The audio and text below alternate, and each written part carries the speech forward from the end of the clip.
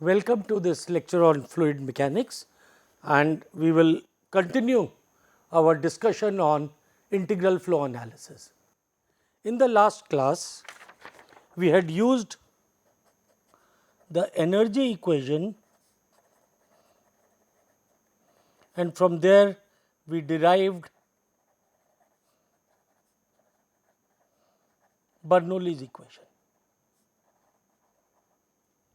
Now, the energy equation in the form which we had derived, we typically use when we have a control volume with pumps or turbines, and in that case the shaft work has to be included. And we do an overall energy balance, and sometimes the shaft work is given, then we find the final velocity, or if the problem may be that one has to find the shaft work. So, for example, in a real life flow, if there is a pipeline through which we are conveying some fluid. An example of this could be a gasoline pipeline through which over long pipelines from the refinery the oil is carried to the end point, and this is done through long pipelines. Now, when we derived Bernoulli's equation, then we neglected viscous losses, but these losses are important, and because of this, in a pipeline where fluid is being carried, there is a pressure drop, and P2 is less than P1. Even though if the area is the same, continuity equation will tell us velocity will be the same at 1 and 2, but this pressure drop is due to viscous losses. So, now if we can estimate these viscous losses, then what one can do is, one can, if there is a, we have some idea of that, then you can put a pump somewhere in the pipeline to increase the head, and these type of things may have to be done. So, due to viscous losses, there is a pressure drop and a pump may have to be put in the fluid. If we are given an estimate of these losses, then we can estimate the capacity of the pump. So, these are the type of problems how we can use the energy equation. But when we talk of Bernoulli's equation,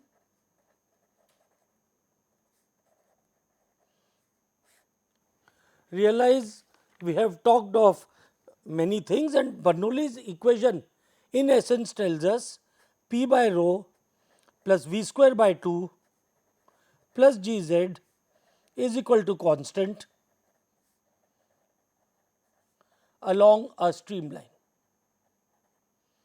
And of course, there was a plethora of other conditions, and the other conditions were if the flow is steady, incompressible, inviscid, no shaft work, no heat exchange. Given all these conditions, we said Bernoulli's equation could be applied. Now, what you will appreciate is that while we are talking of integral flow analysis,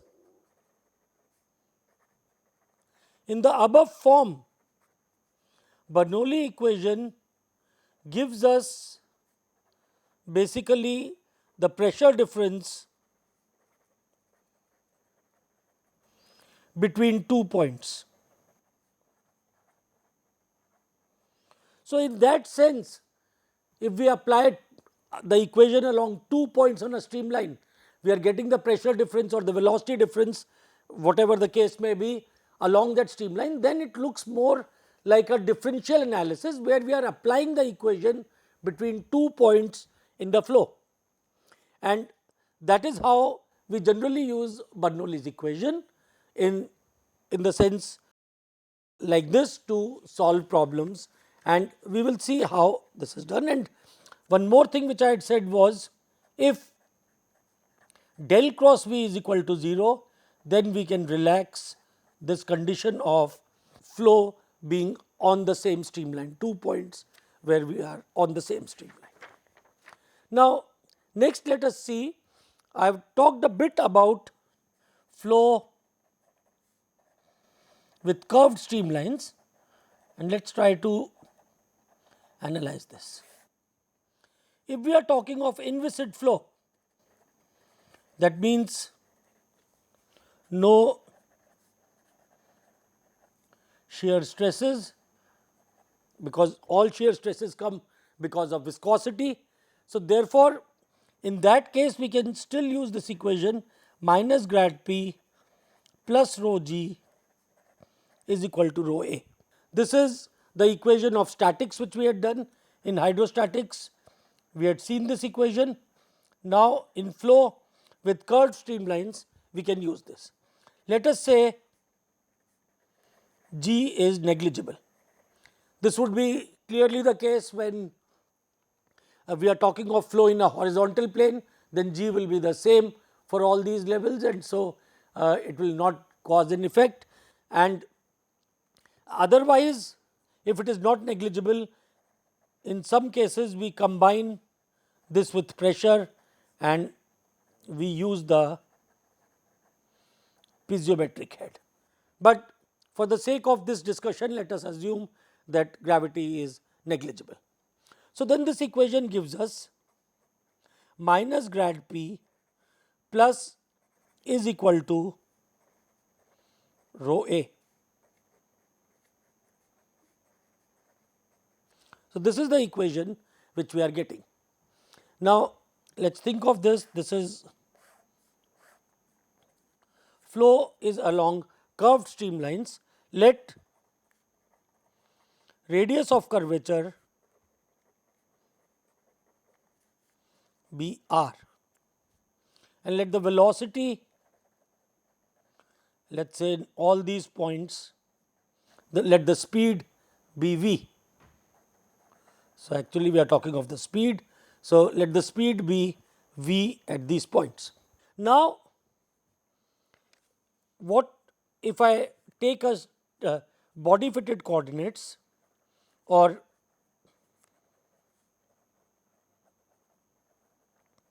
we take coordinates which we have seen in our mechanics as path coordinates. So, these are the curved streamlines, and we take this coordinate, we call it the normal direction, and this one we call it the tangential direction. So, then we know the normal component of acceleration is equal to v square upon r, where r is the radius of curvature. So, therefore, this equation minus grad P is equal to rho A in the normal direction. When I apply it, I will get minus partial P by partial N is equal to rho V square upon R, or dP by dN is equal to minus rho V square upon R. Now, what this equation, using this equation, I can find pressure difference. So, using the equation dP by dN is equal to minus rho V square by R, we can find P1 minus P3, and R is always positive, rho is the density. So, here what we get is along the center of curvature, along the direction of center of curvature, pressure will reduce. So, therefore, what we will have will be P3 will be less than P1. You cannot apply Bernoulli's equation between 1 and 3, but you can use this equation to get an idea of where the pressure is decreasing. So, this is often mistakes are made when there is streamline with a curvature, then the magnitude of pressure and the sense whether it is increasing or decreasing should be seen by this equation dP by dN is equal to minus rho v square by r. That means towards the normal direction, towards the center of curvature, the pressure will decrease. Now, there are some cases where we will like to show where using Bernoulli equation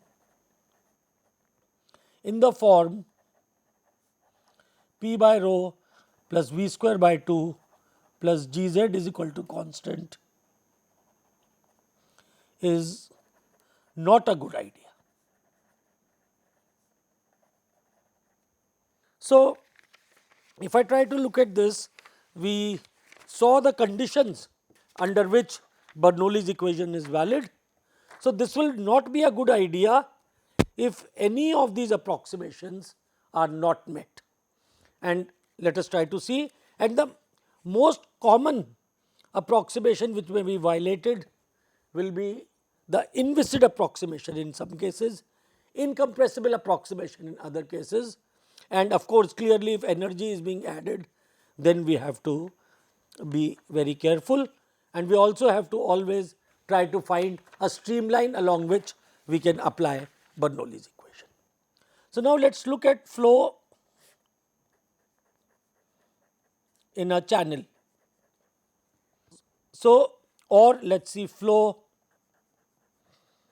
past a plate. Now, here the effects of viscosity are prominent close to the wall, because on the wall we have the no slip boundary condition where the velocity has to be equal to the velocity of the wall, which means then viscous effects become very prominent, and far from the wall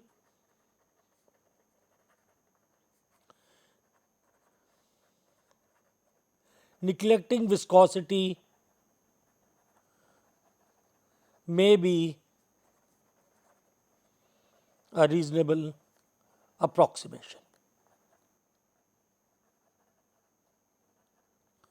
So, we have, and in fact what we do is close to the wall we can show that if the velocity v is high enough, then viscous effects are contained in a thin region close to the wall. So, for example, now let me draw a blown up picture. This is the wall.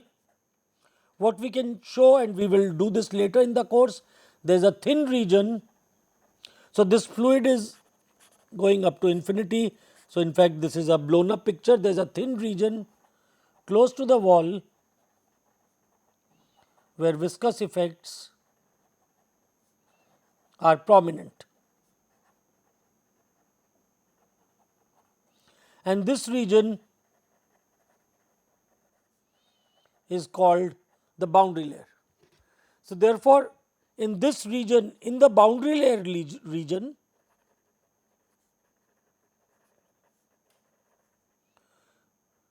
using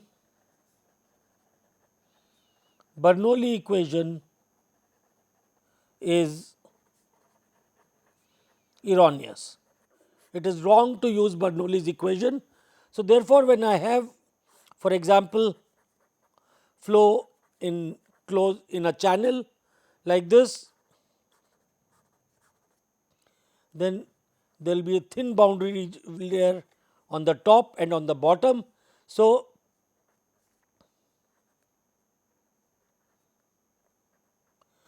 On a streamline between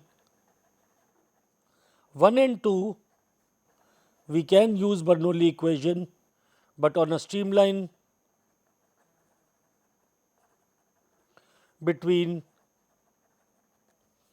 3 and 4, using Bernoulli is wrong. One cannot use Bernoulli equation between points 3 and 4, which are, even though they may be on the same streamline, but because viscous effects will be prominent. The second case is, if we have, let us say, flow coming in from one or two inlets and leaving from the other this thing. So, let us say there is row 1, row 2, different fluids which are coming and they are moving out, or even they may be same fluid.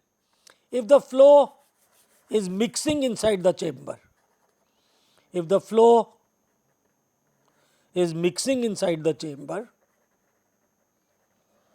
then we cannot use Bernoulli equation, because there are losses due to mixing, and these are again viscous losses, and we cannot use Bernoulli's equation. Clearly, if rho 1, rho 2 and rho 3 are not equal, then the flow is not incompressible, and so once again Bernoulli's equation cannot be used. It would be a bad idea to use Bernoulli's equation in case we have losses in a flow that there is mixing going on. Where do you find the streamline? So, let us look at another case.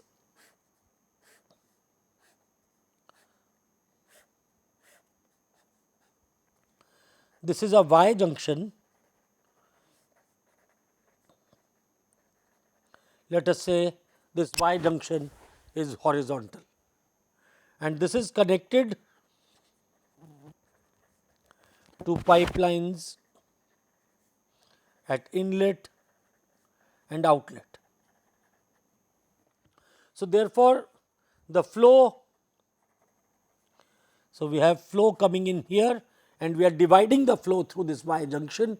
So, flow goes here and flow goes here, and these are connected to pipeline. So, flow is not exiting to atmosphere. So, now if the pressure at the inlet is P 1, velocity is V 1, area is A 1. At this point flow leaves and here flow leaves. So, let us say here the velocity is V 2, A 2, and it is the same fluid. So, the density is rho. So, rho is equal to density of the fluid. In this case, if you have to find the forces on the Y junction which are acting because of this flow, if you have to find force on the Y junction because of flow. So, then what we realize is P 2 and P 3 are unknown. So, of course, we will use continuity equation, we will get V 1 A 1 is equal to V 2 A 2 plus V 3 A 3, and then we want to find the pressures at locations 2 and 3. Now, to find this, so here typically what will happen is two of these velocities, let us say V 1 and V 2 are given.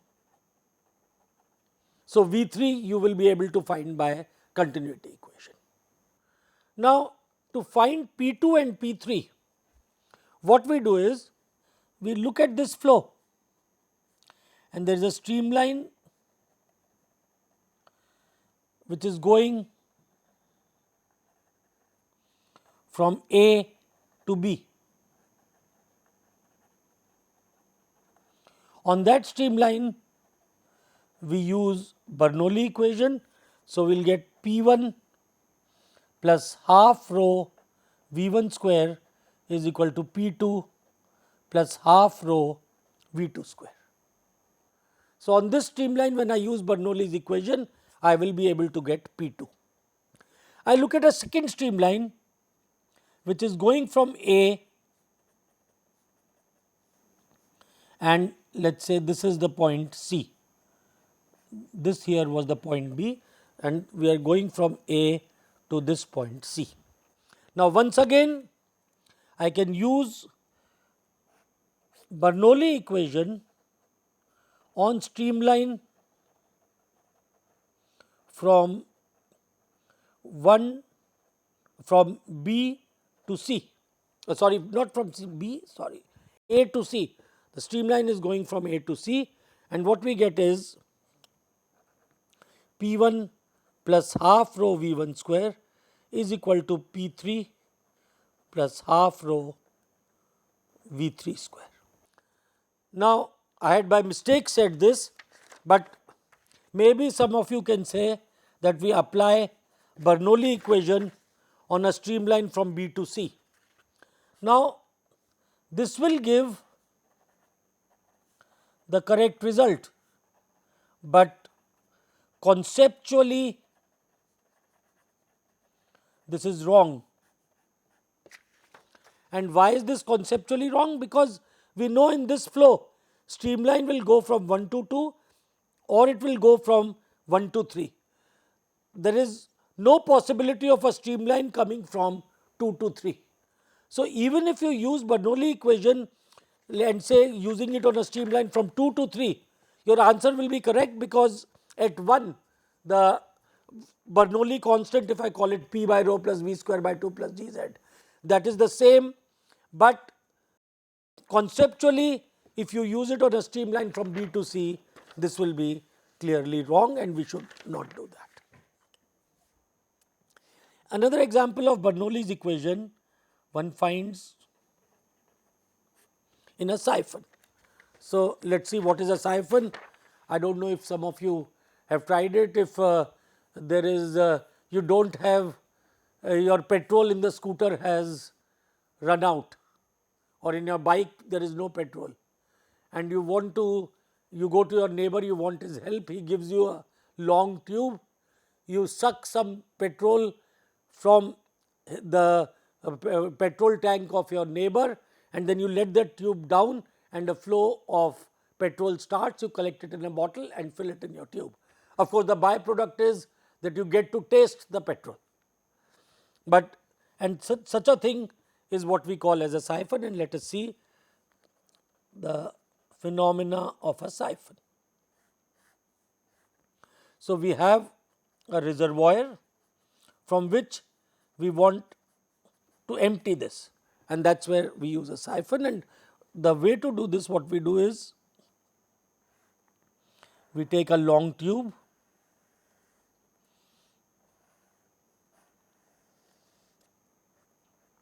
and the exit of this tube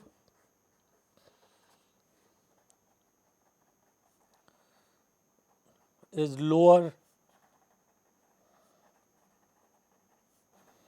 than the reservoir. So, now in this case, if different heights are given to us, let us say this tube is at a height h1 is the height from the reservoir top to the place where the tube is inserted. This height, the topmost point of the tube and at the level of the reservoir, let this height be h2, and this height be h3. The area of the tube is constant throughout, it is like a pipe, it is equal to A. So, once the flow starts, what we know is this flow will start coming in. Now, clearly what is going to happen is, as the flow comes out, this level will reduce. But if the area of the reservoir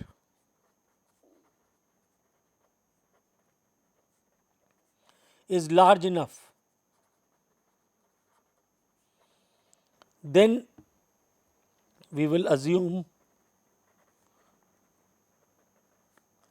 H1 is nearly constant. So, it is like a quasi steady flow. Slowly H1 will go down, but to use our equations we will assume a steady state. And as I said, there is the area of cross section of the tube A is constant. So, now what is the rate if these heights are given? Can we find the rate at which the flow is coming out? What is the velocity at different points? Let me call this as point A. Let us call the topmost point as point B, and let us call this point as point C, and point on the top of the reservoir as point D. And the question is, what is the flow rate at point A? Now comes the catch. Between which points do we apply Bernoulli's equation?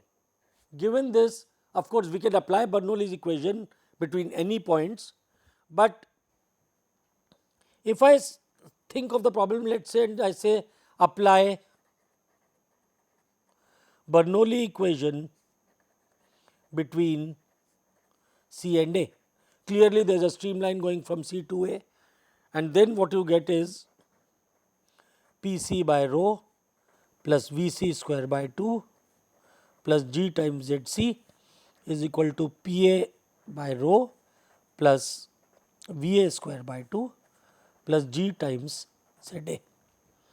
This is perfectly valid if we assume there are no viscous losses and all. This is a reasonable equation. But then, is it a usable equation? What do we know about V C and V A?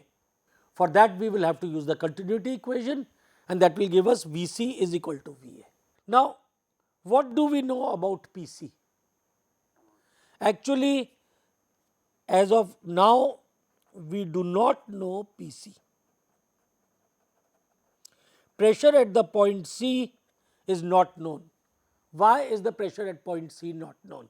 Because this point is in a flow, and in general in a flow we cannot use Bernoulli's equation. So, pressure at point C is not known. So, how do we start solving the problem? What we do is we apply Bernoulli's equation between point D and point A. Clearly, when the flow is going, there has to be some streamline which originates from D and comes to the exit.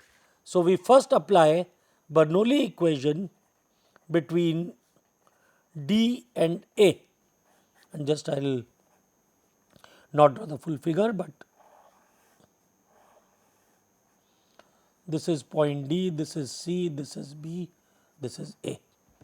So, this gives me P D by rho plus V D square by 2 plus G times 0 is equal to P A by rho plus V A square by 2 plus G times H 3 minus H 2.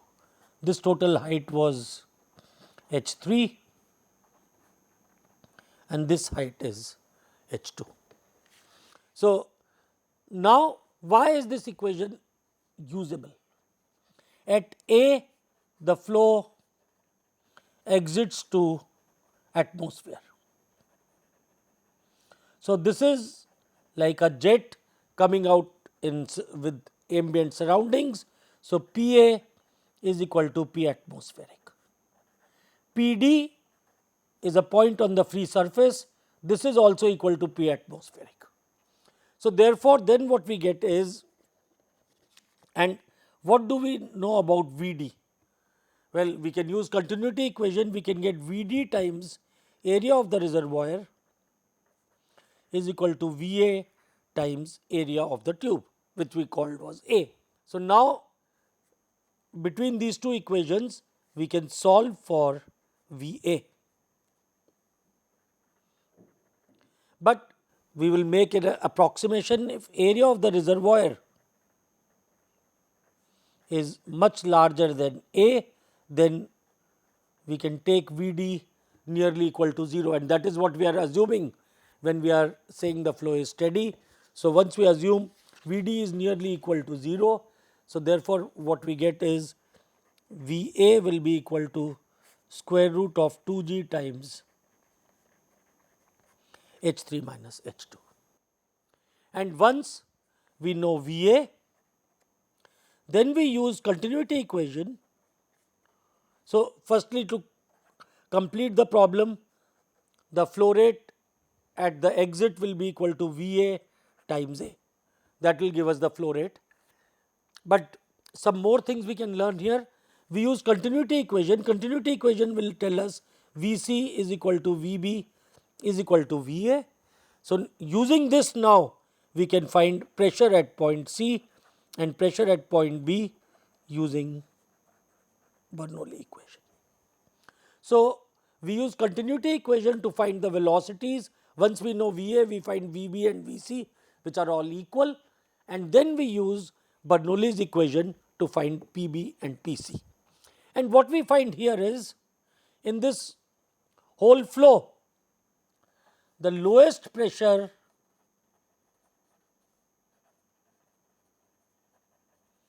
is at B. Now, if a fluid is flowing in a flow and the pressure in a fluid, so if we have a liquid, so not fluid I meant, liquid is flowing in a flow and pressure is low, and if the pressure in the liquid, the absolute pressure is, if it keeps on falling, and here we are talking of the absolute pressure, not the gauge pressure, and if it is equal to the vapor pressure, then what will happen to the liquid?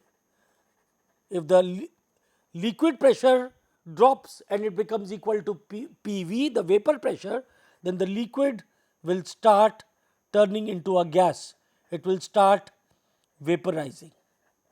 And this phenomena is called cavitation. When a liquid starts to fall, because its pressure falls down, it starts to convert into gas. That means bubbles will start coming in the flow. This phenomena is called cavitation, and this is generally in fluids an avoidable phenomena. For example, if we have turbine blades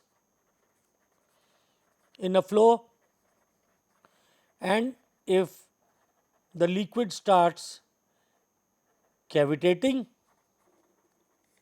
then bubbles will be formed, and these bubbles, they start hitting the turbine blades and they cause more wear and tear. So, therefore, cavitation in general is an avoidable phenomenon. Now, let us also look at some other applications. So, to measure flow rate in a closed flow. So, for example, there is this pipeline in which the fluid is flowing, and we want to find the flow rate. Well, one obvious way of doing this is you sit down at the end of the pipeline where the flow is exiting, you sit down with a bucket and you sit down, have a stop clock with you, you measure the time taken for the bucket to fill and the volume divided by time will give you the flow rate. But we want to find the flow rate in a situation when the fluid is going in the pipeline and we want to measure it, the exit is nowhere close. So, for example, let us say this is a pipeline which is transporting gasoline from Mathura to Jaipur, and in between we want to know what is the flow rate, how much fluid is passing. If somebody is trying to steal by making a, by trying to tap the pipeline, then flow rate will decrease. So, that is how, or if there is a leakage, then we can know if we are measuring the flow rate somewhere in the pipeline. So, what one can do is, in this pipeline, if somewhere we make the flow pass through a changed area. The pipeline generally has a constant area of cross section. So, in the pipeline we add a section, we cut the pipeline, let us say we cut the pipeline and we add a small device in the pipeline, and it, so this is, this device has been added. I think I have not, this part should have been here. So, let me draw it again. I will just draw this picture again. We have a pipeline like this, we cut this and we introduce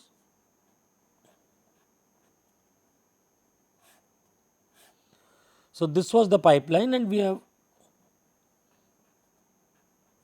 so in the pipeline we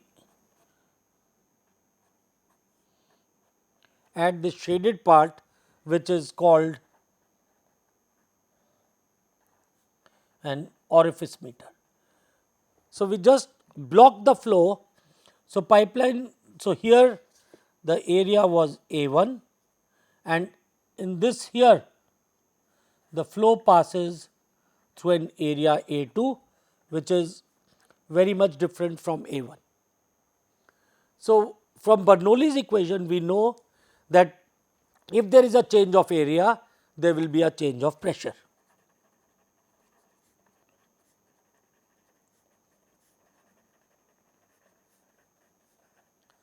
And pressure can be measured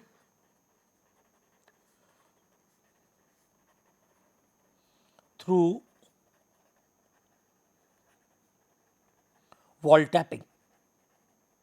We put a tapping in the wall here, we put a tapping in the wall, in fact not so far, but just after this region, and we connect these two taps. So, this is a tap 1 which is before the orifice, tap 2 just after the orifice, and then we measure the pressure difference,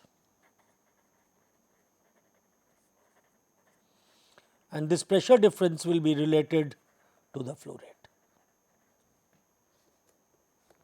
And our equation is quite straightforward.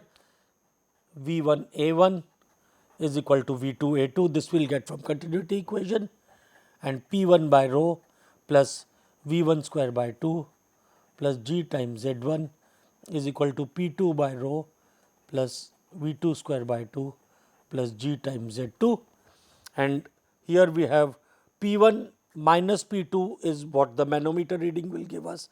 So, we put in a different sort of a manometer, we put in a different fluid, this is the manometric fluid, we put this in here in the middle, and using these two equations now we can get V1 or V2, because areas are known to us, the pressure difference is known and the elevation points are known.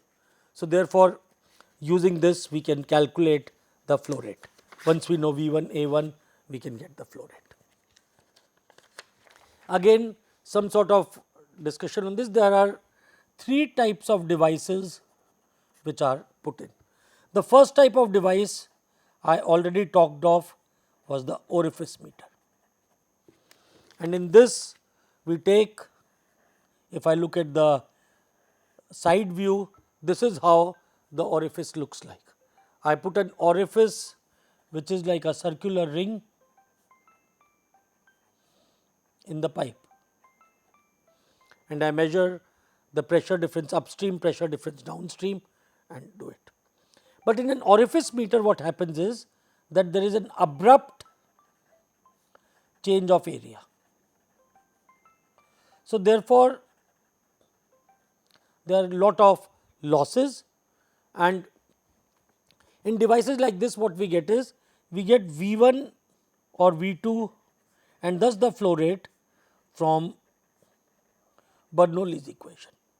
This flow rate, let us call it as Q dot ideal, but actually in real life there are losses, and Q dot actual therefore is less than Q dot ideal, and we define an engineering quantity called coefficient of discharge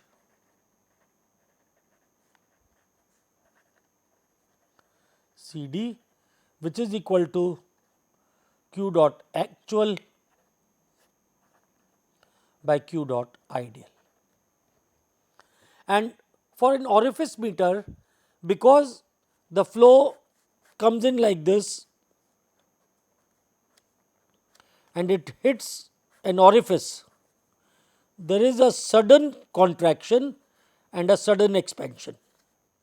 So, therefore, the losses are large and C d for an orifice is relatively lower.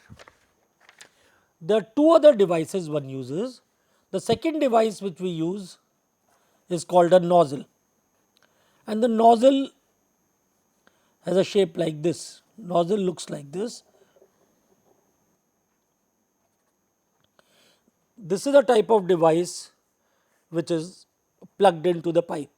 So, here on these two ends, so the one pipe comes here and the other pipe comes here, and this is what is a nozzle. Now, in a nozzle, the inlet flow before the point of least area is guided. Flow which is coming in through the pipe like this. So, nozzle would be put in here. So, flow which comes in this way at the entry of the nozzle gets smoothly guided here, but at the exit suddenly the flow has to expand in the pipe. Because the flow has to suddenly expand, this nozzle will have losses, but losses in a nozzle are less than those, not much less than, are less than for the orifice, because we are guiding the flow. So, this nozzle is something like what I am showing this. This is the pipe. So, nozzle is a solid element like this and the flow goes in through the middle part, and that is the nozzle. So, this is the pipe before the nozzle, and after the nozzle is the original pipeline. And we have the third device called a Venturi meter. In a Venturi meter is a device like this, where in the initial part it looks like a nozzle, and then there is a diverging part, and this area comes back to its original position, and this device is called a Venturi, and this is connected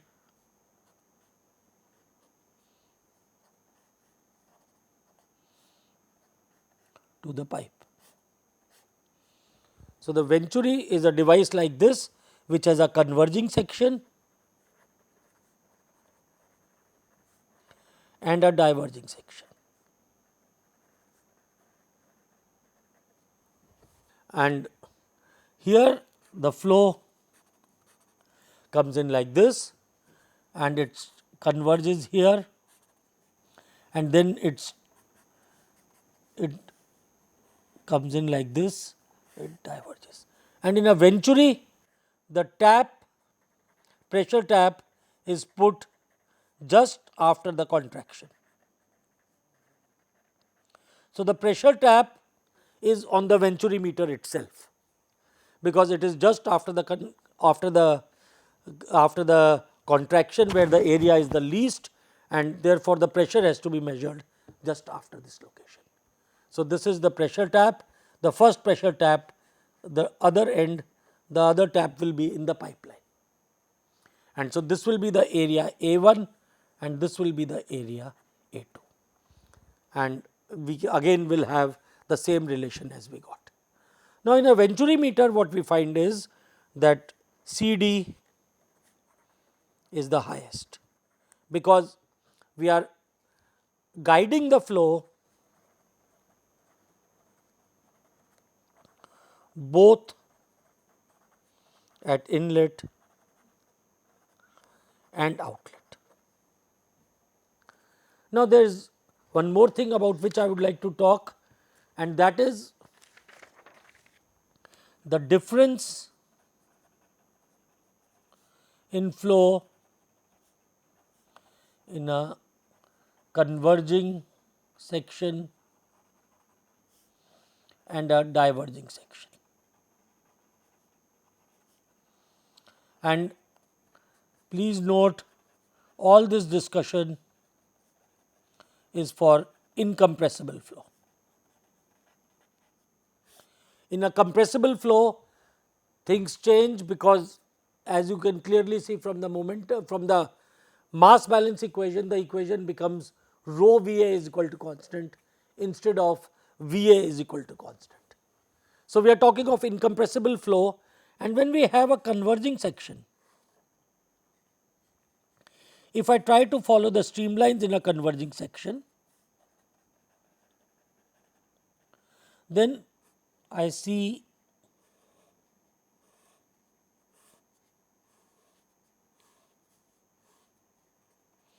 a smooth pattern of streamlines.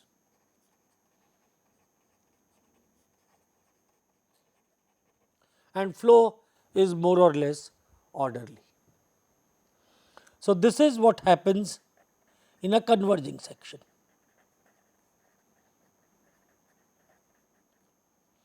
And if I try to look at a diverging section, which is just taking the same converging section and reversing the flow. So, now here the inlet will be like this. So, flow comes in, but what we observe is, as the streamlines follow the lowest part of the diverging section, as the flow starts to diverge, this streamline, instead of going to the top, it follows a slightly lower path, and this streamline, which is near the boundary here, takes a path like this, and there are these zones of near stagnation. So, here we will have some eddies which are formed,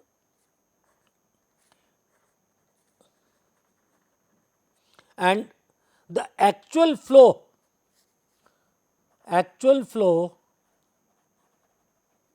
is in a region less than the full area of the diverging section. That means, this streamline which we find does not stay attached to the wall as it did in the converging section, and this we also call as a phenomena of flow separation.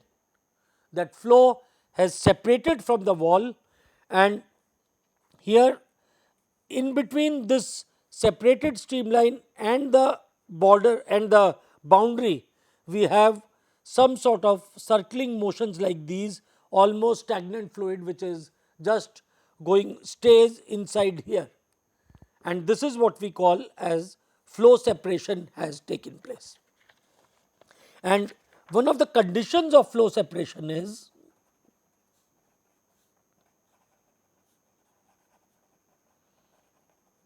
that we observe this separation only in an incompressible flow, we see it only in a diverging section. And the reason for this is that as we go along x, if pressure increases, then the flow separates, and the reason for that is that while the flow is moving, it sees an increasing pressure. So, it has to mount that pressure, that mountain of pressure it sees, and this is a necessary condition for flow separation. So, in a and this condition dP by dx is greater than 0, we also call it as the adverse pressure gradient.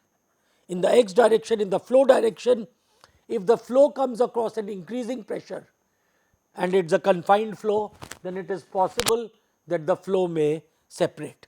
It is a necessary condition, it is not a sufficient condition. So, flow separation does cause a lot of problems and it causes more losses, and you may have seen that when I drew a Venturi meter, let me now again draw the Venturi meter. The converging part was over length L1, whereas the diverging section was over a much greater length L2. And this is done, the diverging section, you keep the gradient low, and this is done to curb separation. If L1 is equal to L2, flow will separate in the diverging section. So, to control flow separation, one uses a diverging section which is carefully controlled over small lengths, so that this does not happen. So, with this I will end the class here. Thank you.